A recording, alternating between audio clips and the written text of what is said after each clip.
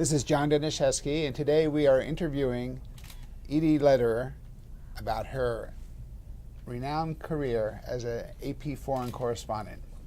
And I am the international editor of AP and an OPC member. Edith, why don't we start with your experiences being the first or one of the first women correspondents in Vietnam? Well, the Associated Press, when I joined in 1966, did not have any American women foreign correspondents. And that was because there was a foreign editor then named Ben Bassett, and there had been a long-time policy at the AP that only men had what it took to be a foreign correspondent and go and cover really hot breaking news in conflict zones and disasters. So in those days, every year you would get a form that basically asked, well, what do you want to do when you grow up in the AP?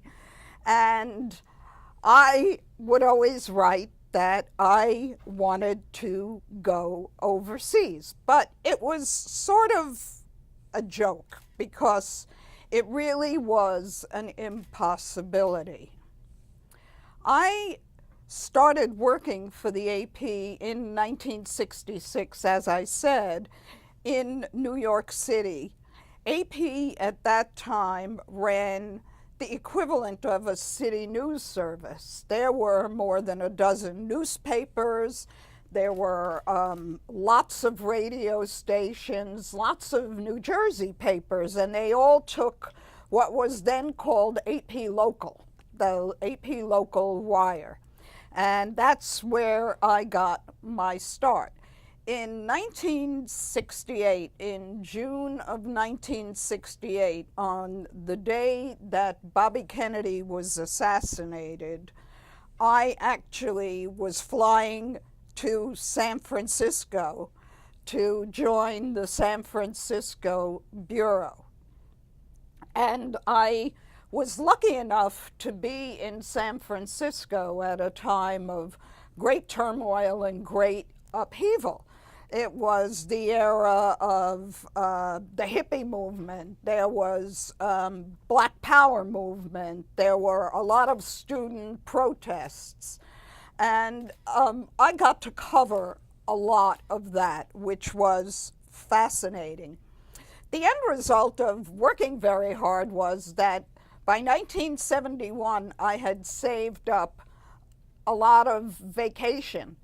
So with one of my roommates who was a teacher, we got one of those Pan Am around the world tickets for like about $1,000. And eat your hearts out, everybody, but in those days, on that ticket, you could stop every single place that Pan Am stopped for that fare, and you had a year to use the ticket. Now, I didn't have that much vacation, but we still took about 2.5 months. I had been to Europe, I had never been to Asia. And one of the places that a Pan Am stopped was Saigon. So it was the middle of the Vietnam War. I had covered a lot of anti-war protests, and we decided, not telling our parents, that we were going to go to Saigon for a few days to see what this place and what this war looked like. So we went to Saigon and were adopted by the AP Bureau, and we played war tourist for a couple of days, and we went to the 5 o'clock Follies, we went on a helicopter ride with some Army people down to the Mekong Delta. It was quite incredible. And then we got on the plane and flew to Bangkok. Now, fast forward to 1972, the summer. out of the blue, one day, I got a phone call from Wes Gallagher, who was then the president of the Associated Press, asking me if I wanted to go to Vietnam for 6 months. I couldn't believe it. Of course, I didn't say yes instantly, even though I knew I was going to go, because I said, well, I wanted to talk to my parents. But of course, I said yes, and I went. And I was actually the first woman who was assigned to cover the war full time for the Associated Press. Kelly Smith had been on this whirlwind trip with Peter Arnett, but no woman had ever been assigned full time to the Saigon Bureau. And it was pretty late in the war. I mean, there had been women correspondents in Vietnam since the early mid-60s. AP was very late in the game. But I was glad it was me, and I was there before, during, and after the pullout of the last American combat troops, which was at the end of March in 1973, and the release of a lot of the prisoners of war. So I happened to be there at really an incredible time in the history of the war. And how did you work with the male correspondents there? Were they supportive? Did you have to overcome obstacles? Well, people forget that in that era, that was quite a sexist era, the early 70s. And one of the things that, I realized instantly was that there were some advantages to being a woman, because there were so few women in the media, and Western women in the media, that every one of us immediately stood out. And when you'd go out and meet soldiers and officers, they would much rather talk to me than talk to any of the guys, because they were always talking to guys.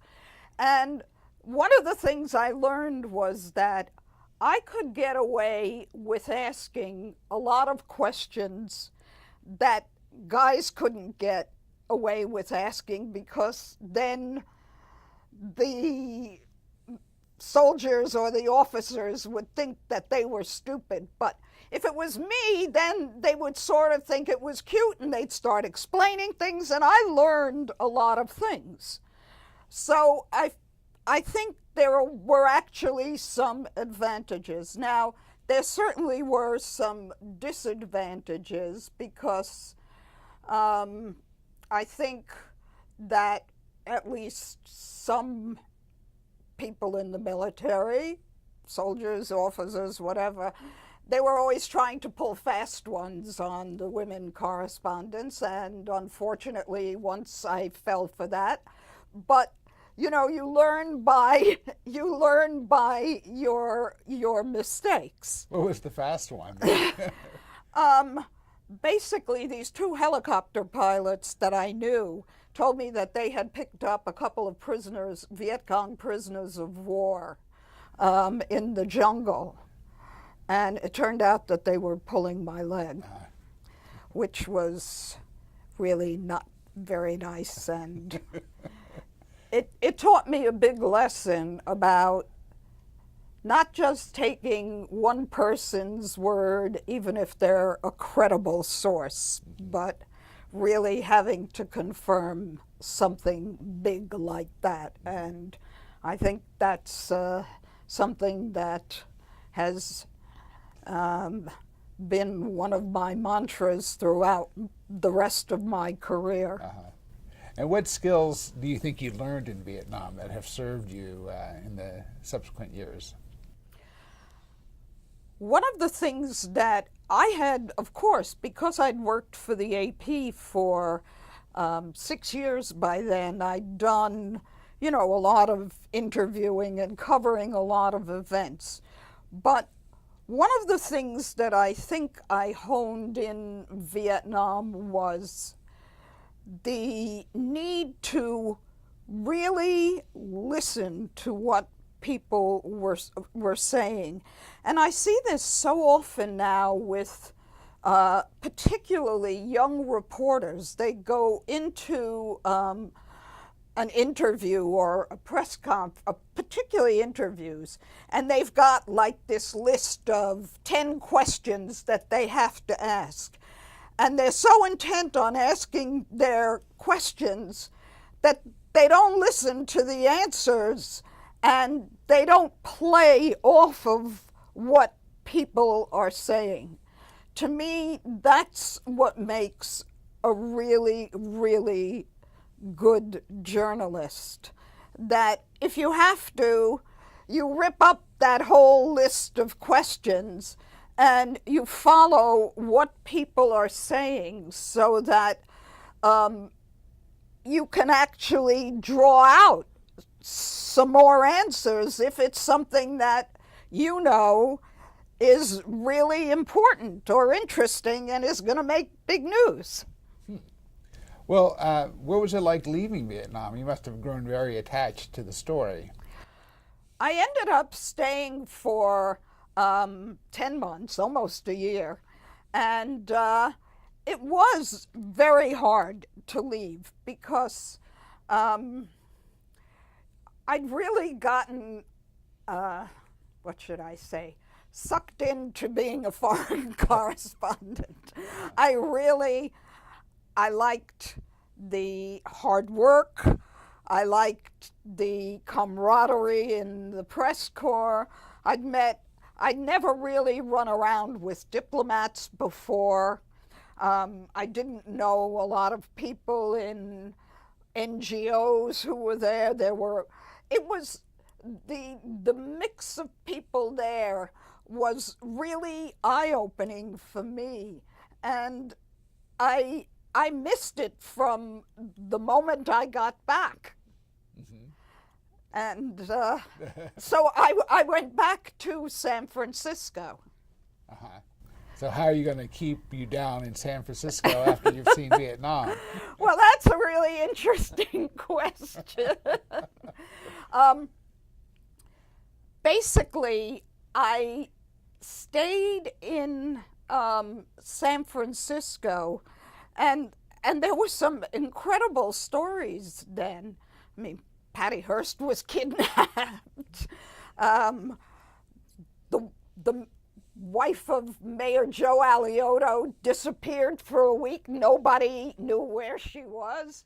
Turned out she went on a tour of all the missions in California, never telling anybody. And including her husband? Including her husband. So one knew immediately that marriage was not to last for very long.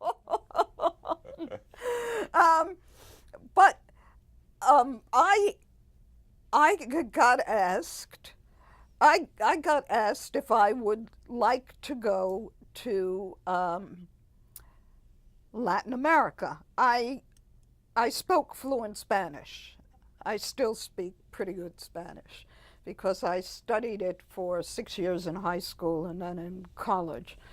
And before I went there, before I got transferred to Mexico City in 1974, I went to New York for, maybe 2 months, 3 months. I didn't work on the international, on the foreign desk. That's what it was called then. It was called the foreign desk. Ned still never worked on the foreign desk. But they sent me to help Bill Otis, the UN correspondent. So, I mean, there is that sort of irony that, all those years later, I would end up at the UN. So that actually is what happened next. I went to Mexico City.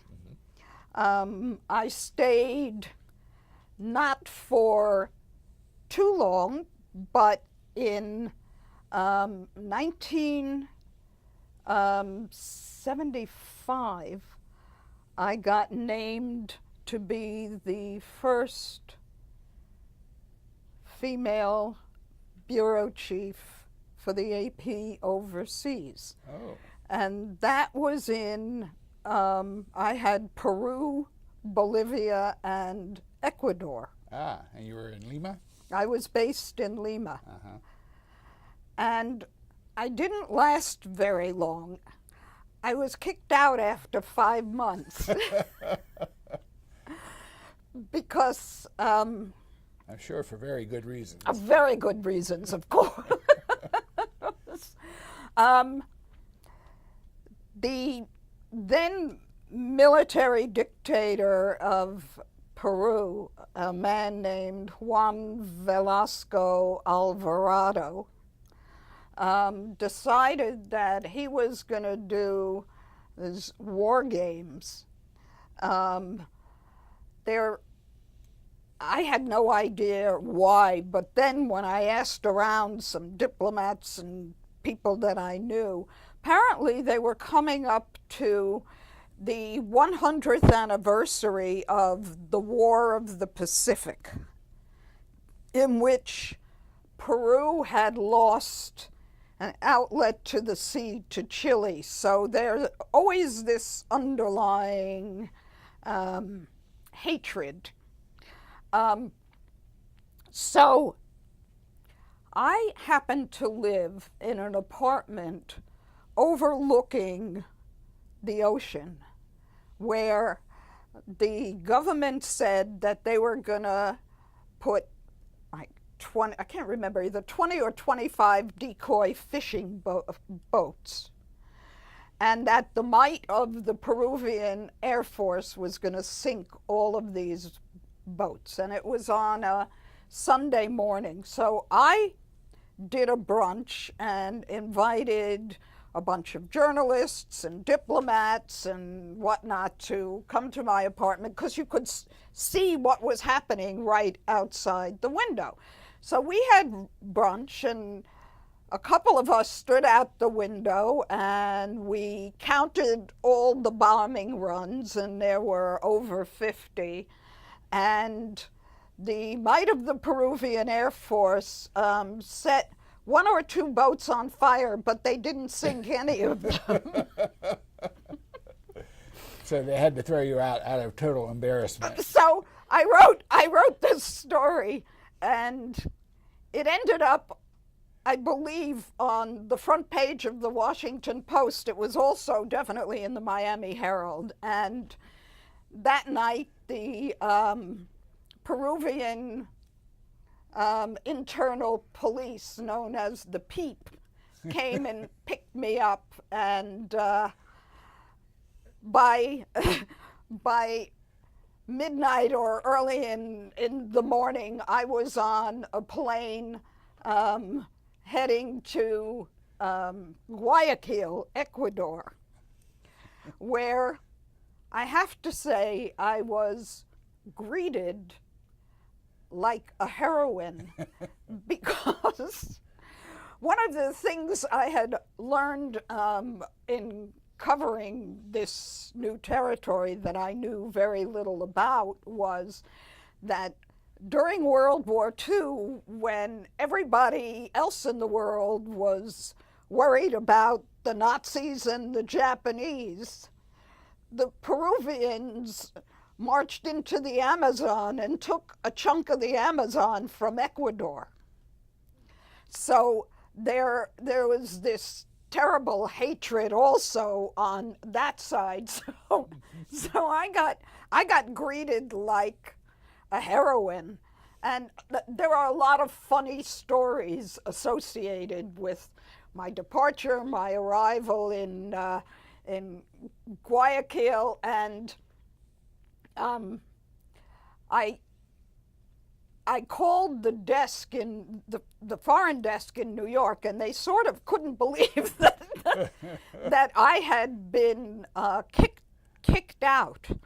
And the next night, I got on a plane and I flew back to New York. And Wes Gallagher did a lunch for me the next day in the Rainbow Room, which I'd never been to before. And I'll never forget, he got up at the end and he did this toast, which ended, "And Edie, the next time you get kicked out of a country, will you please get kicked out for a better story?" Well, what happened to you next in your career?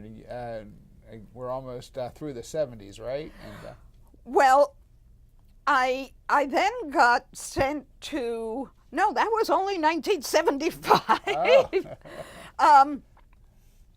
I then got sent to the Caribbean to be bureau chief in the Caribbean. And that, I had lots of countries. I think I had 14 or 15 countries. But as bureau chief in those days, you were also really charged with selling the AP. And in the case of all of these countries, collecting bad debts, because nobody liked to pay their bills to the AP. So I spent a lot of my time trying to collect bad debts from Puerto Rican radio subscribers, and they wouldn't even talk to you unless you took them out to lunch. So it was... Which probably cost more than what they owed you. Something like that. Lunches were a little cheaper in those days in the 70s. So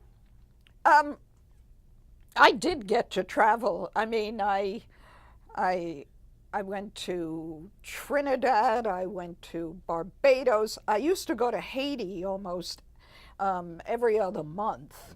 I went to the Dominican Republic. I went to Jamaica.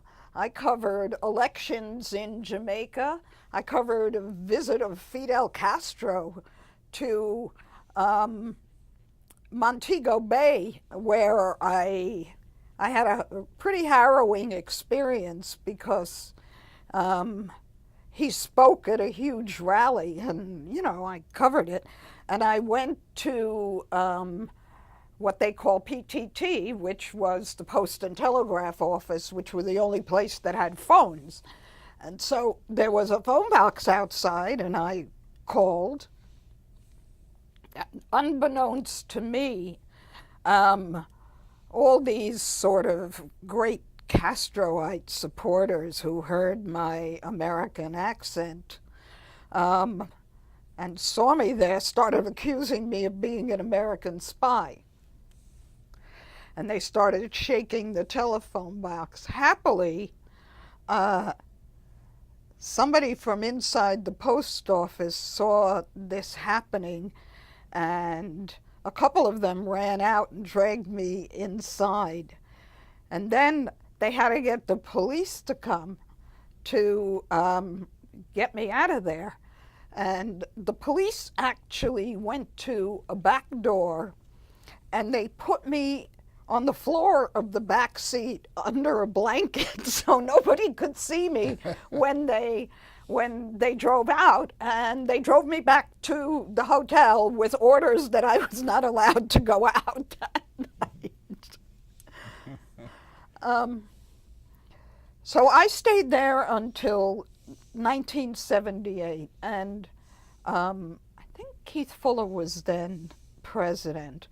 And I said that I really wanted to go back to writing. I had made money for the AP in the Caribbean, so I proved that I could be at least a decent bureau chief on the economic side, but I really wanted to go back to writing. So in 1978, Keith Fuller sent me to Hong Kong. So you're back in Asia again.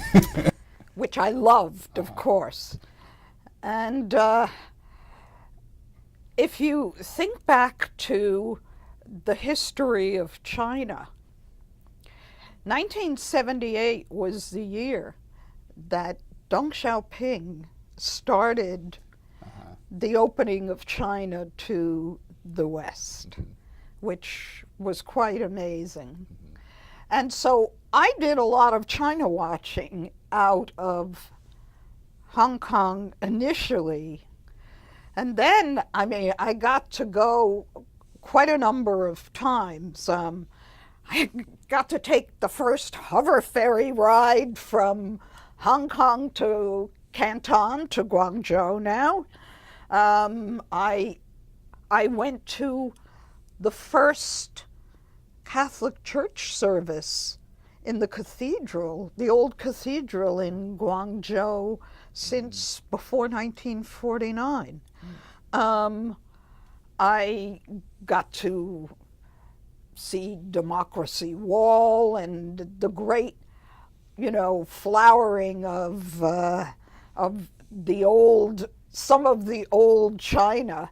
And I still remember going to hear the jazz band that was really famous before 1949 and that was reconstituted play again with the U.S. Consul General in Shanghai.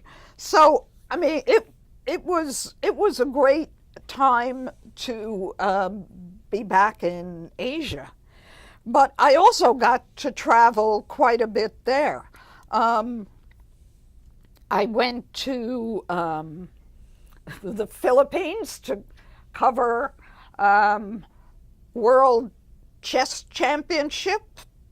And I didn't know how to play chess, but I went to the Hong Kong Chess Club and they taught me how to play, so at least I know what I was talking about. I got to go to North Korea. The World Table Tennis Championships were held in Pyongyang. It was either, was either 79 or 80. And because the United States was competing, they had to invite 5 American reporters. And I was lucky enough to be AP's reporter. And instead of going and covering ping pong matches, and I have to say I didn't know how to play ping pong because we had a ping pong table in our basement when I grew up. They took us all over the country. That was amazing. And so I wrote all of these incredible stories about this incredible country that was so closed then. At that time, North Korea and Albania were considered the 2 most closed countries in the world. Of course, today, Albania's opened up and it's, big part of Europe. And North Korea is still not that much further from where it was then, and still so closed. And well, getting back to China, you were there right at the beginning of the opening, the economic opening. Did you ever imagine that China would be, as it is today, one of the world's leading economies? At that time, I did not. But the one thing that I have always admired about the Chinese, which made me not really surprised at all, is they have a real work ethic. I mean, I see this in Hong Kong every single day. They were always running. And when China opened up, the prospect of making money and improving your life was a real driving force for what's happened to the country over all these years, nearly 40 years. Well, let's jump ahead a little bit in time to 1990 and the first Gulf War. I think you broke the news that the war began. I did break the news that the war began. Could you tell us that story? That was a great story. AP,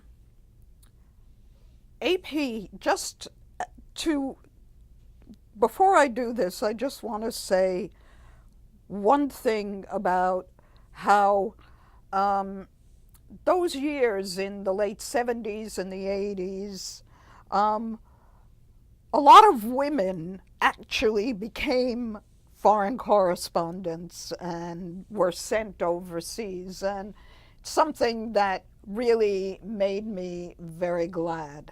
I got, if you remember, in 1990, the summer, Saddam Hussein's forces invaded Kuwait.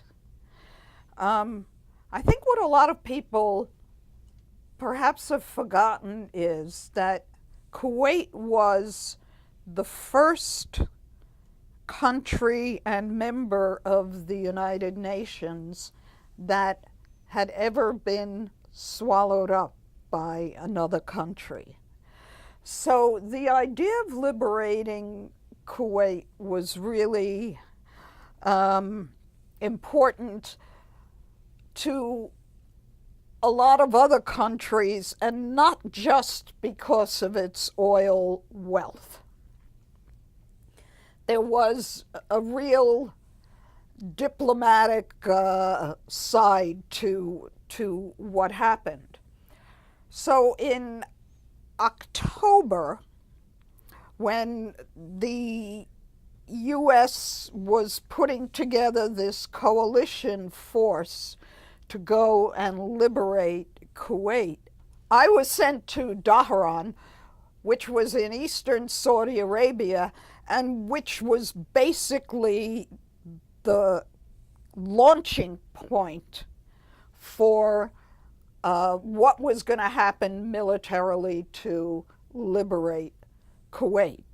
The coalition had its headquarters there, and so I was sent out to represent the AP. One of the things that was really great for me was that the American military guys who were there had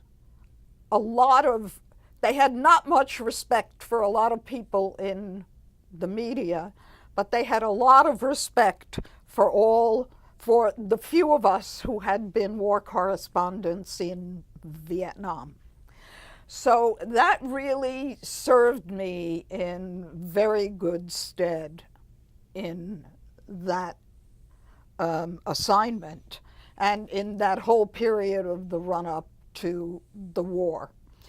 So in January, because of what had happened in Vietnam, and as I'm sure you all know and have read, the military erroneously blamed the media for losing the Vietnam War.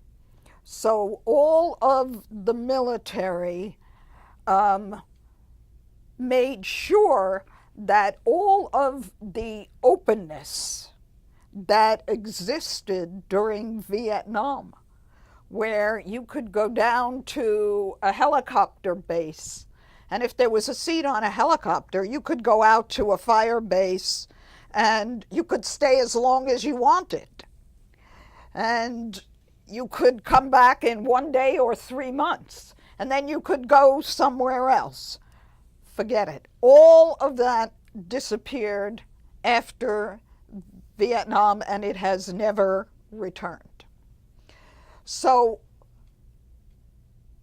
the first Gulf War was the first major military engagement that the U.S. military was involved in following Vietnam. And if you were a journalist and you wanted to go and do anything with the military, you had a minder with you at all times, often more than one. Every visit to a military unit was very limited in scope and time. And in the arrangements to cover what we knew was going to be a war to liberate Kuwait, the U.S. military set up pools, press pools. And unlike the more recent wars, the pools basically consisted then of a wire service reporter, a print reporter, a radio reporter, a television reporter, and a producer and a still photographer. Maximum 6 people. And each person on the pool had to file to the media center in Dhahran.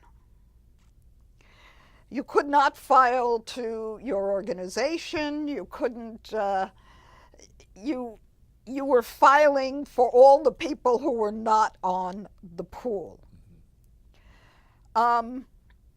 So I got it, and they picked who they wanted on various pools.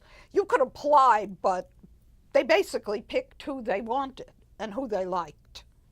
I got on the Air Force combat pool. I was assigned as the wire reporter on the Air Force combat pool, not knowing that 24 of the 28 days of the first Gulf War were going to be totally run by the Air Force.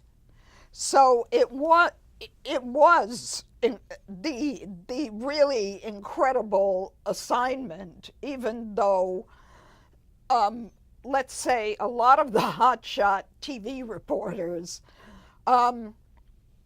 wanted to be the first to go into Kuwait and have that microphone standing there and saying, you know, here I am in liberated Kuwait. Okay, so I'm on the Air Force combat pool, and about a week before the war actually started, they activated the pool and they took us down to the largest U.S. air base in Saudi Arabia. It was near Riyadh, out in the middle of nowhere, but it was called Al-Kharj. So we were there. The Air Force had quite a lot of women. So, I mean, I actually slept in, you know, a bunk bed with them. And we were taken around. We met the officers. We met some of the pilots. It was a nice story to write. So the following week, they activated the pool again. And we really thought it was another dry run. So we get down to Al-Kharj, and we talked to some people, and we then go to sleep. I must have been gone to sleep 11:30. All of a sudden, like 1 or 2 in the morning, I'm being shaken awake by the women in my tent. Wake up, the war has begun. I'm telling you, I had 5 of them dressing me because you had to put on your chemical suit, I had to put on your backpack and your boots and whatnot because the media pool car was waiting for me. I was the last person they were picking up. All the guys were there. Okay, so we go out to the flight line, and I'm standing there next to a full colonel. I can, you could see by his insignia, whom I had never met. I didn't know who he was. But I knew he was a full colonel. And the commander of the base was a full colonel. So I started talking to him. I said, wow, this is, incredible. And I introduced myself. I told him who I was. And I was with the print reporter who was from the Chicago Tribune, and he was a former Marine. So, but I'm sitting there and I'm sort of talking to him, and we can see all of these planes going to take off, and I'm sitting there saying, well, and he's talking to him, and I'm taking notes, and he sits there and he says, history is being made tonight. The first planes have taken off to bomb Iraq. I'm sitting there thinking, my God, where's the phone? Of course. General Schwarzkopf, who was the overall commander, had put a lid on any news coming from any of the pools. But I learned something fascinating. That was the Army, and these guys were the Air Force. So, after we watched for a little bit, talked to some other people, I say to this guy, his name was Rick Davies. I said, Colonel Davies, do you know where there's a phone? Because this is a really important story, and we'd really like to go file it. Now, our minder at the time was a captain. Bird colonels, full colonels, are far more important than captains. So, he says, well, yes, as a matter of fact, I do. So I said, let's go. So he says to the captain, follow me, because we were in a Jeep. So we get in a Jeep and we drive off the base and we drive through the desert. And we stop and it's sort of pitch black. But there were no lights. They were driving in darkness because the war was on and it was blackout. But could see some shape looming in front of us. He gets out, goes to some place that he knew, picked something up, and found a key. We had gotten out by this time, and we saw that this was a trailer. To me, it seemed like it was in the middle of nowhere. I mean, a trailer in the middle of nowhere in the desert. So he goes and he opens the door, and he turns on the lights, and we're in an office. And I pick up, there's a phone right on the desk. I pick up the phone, there's a dial tone. I dial the Dahran International Hotel, and I don't ask for the AP office because I knew everybody would be sleeping, but I knew somebody was sleeping in my room. I didn't know who. So I asked for my room. And Martin Maris answered the phone, and I was sitting there screaming, Martin, wake up, the war's begun. I'm going to call back the office in 2 minutes. No, you have to give me more than that. I don't have any clothes on. Put your clothes on. Anyway, so what happened was I dictated this story with David, the Chicago Tribune reporter. We were standing next to each other for the pool. And basically what happened was, now Mort was in the office. Martin was in, of course, by that time the whole AP was up. And the story had to be cleared by the military people. So basically, while I was dictating, somebody was writing down the whole story for the AP. And they opened a line to New York. And so they rushed in with the story for the pool.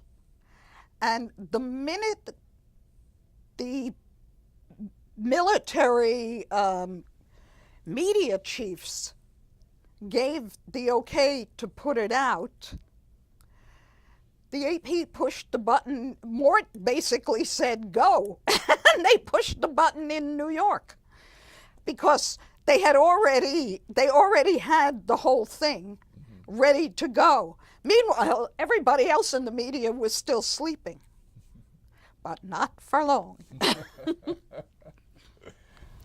As you're telling that story, I'm thinking, well, how the technology has changed since you began. You started with, a call box outside the PTT, and then finding a phone line, a dial tone. I'm thinking for today's generation of journalists, this must all seem rather foreign and absurd. Why didn't you just take out your cell phone? Do you think it was more fun in those days? I do. It was more fun. Actually, when I joined the AP in 1966, here in New York, we wrote on typewriters. Think about how far the media has come in my own lifetime. Filing. Yeah. But I do appreciate you even now reporting from the UN, knowing many world leaders personally, having relationships with ambassadors who have gone on to become foreign ministers and presidents. And what they know about you is you're a very straight down the middle reporter. You have no spin. You have no spin in your DNA, as far as I can tell. You take notes, verbatim notes, very well in your notebook. You always use a tape recorder too, but you always have it written down correctly. And these are skills that I wonder, will they survive into the 21st century? What do you think? I worry about it. I worry because what I've seen in my lifetime is that the media's changed so dramatically. When I started out, the wire services all over the world were basically the backbone of journalism, and not just print, radio, television, and the real guiding philosophy, the guiding principles were objectivity. We were the objective people. Now there is such a profusion of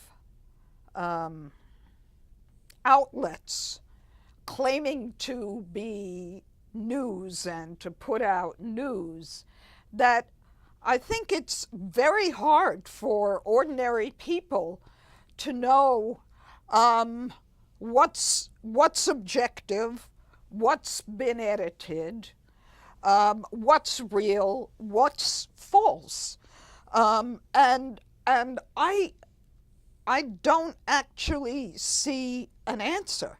And the second point I guess I'd like to make is that everything to me seems to have become much more superficial.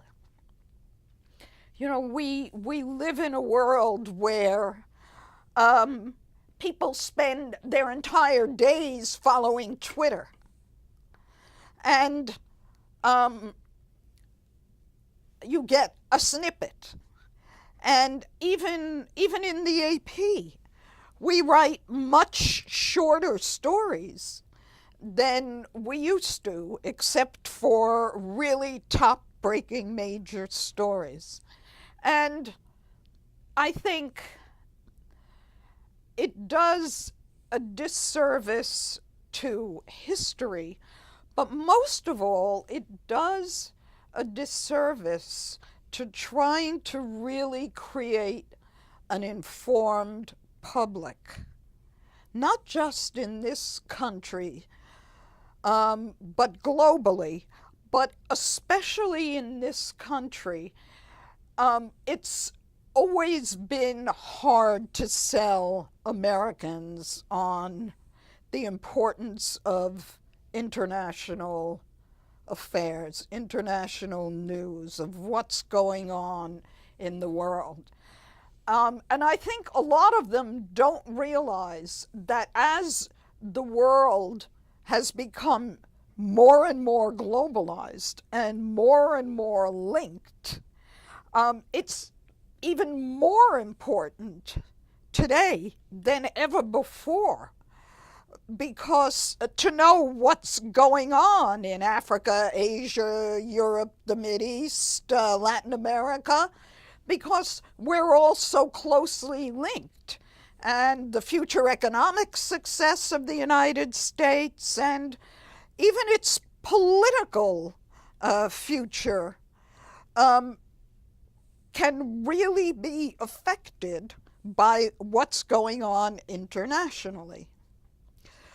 And in this country particularly, where a lot of young people particularly are very consumed by celebrity journalism, personalities, that there really isn't that time if you're texting 24 hours a day, following Twitter, keeping up with your Facebook, to even have an inkling of where you fit in and where your country fits in this globalized world that we live in.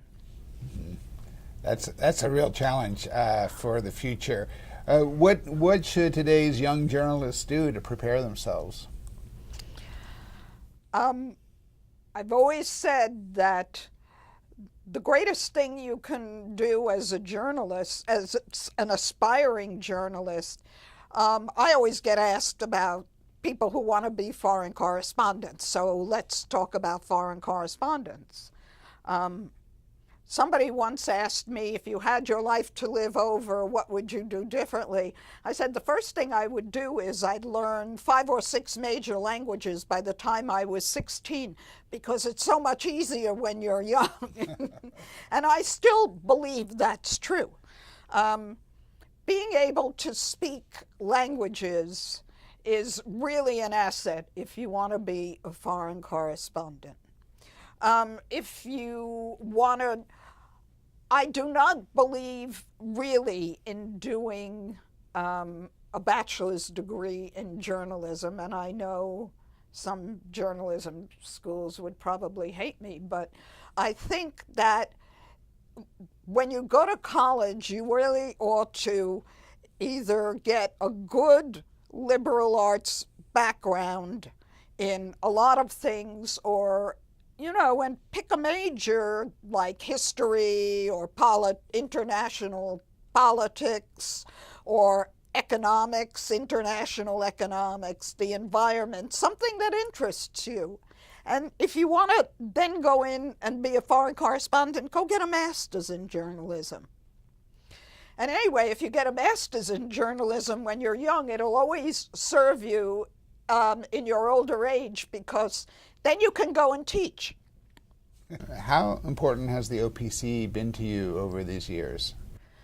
I joined the Overseas Press Club very early in my career, when I was a young foreign correspondent, because I always thought that this was my link to my career and to other foreign correspondents in the United States.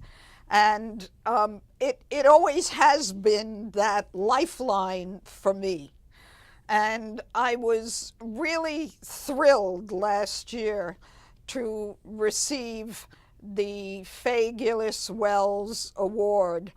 I'm only the second woman to ever receive this award, which honors someone, a woman, for lifetime achievement in being a foreign correspondent. And I was thrilled and very humbled that I had been chosen for this great honor. Well, good, and very well deserved, I think. So congratulations. Thank you for being with us today.